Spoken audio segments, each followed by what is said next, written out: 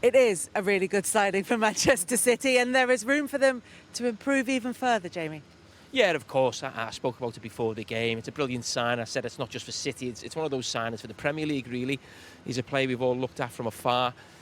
Him and Mbappe almost look like the two players who are going to eventually overtake Cristiano Ronaldo and Messi as the two best players in the world in the next few years. And yeah, unfortunately it's Man City, but I think it's brilliant to have him in the Premier League and for us to be talking about him and watching him play and analysing him rather than maybe watching him at a Barcelona or a Real Madrid, where more often than not players of that quality go to.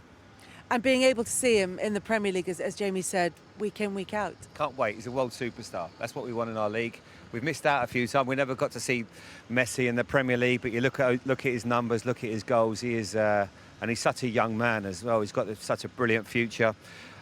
I mean, if you're going to go and work with Pep or Klopp, you're so lucky to a certain extent. And I think it's a really smart move from his point of view, not just financially, but to go and work with a great manager, players with a brilliant mentality. He's only going to get better, improve, playing with a level that those guys play at every week as well. Yeah, not a short-term fix, is he? This could be a long-term success for City. He's only a young lad.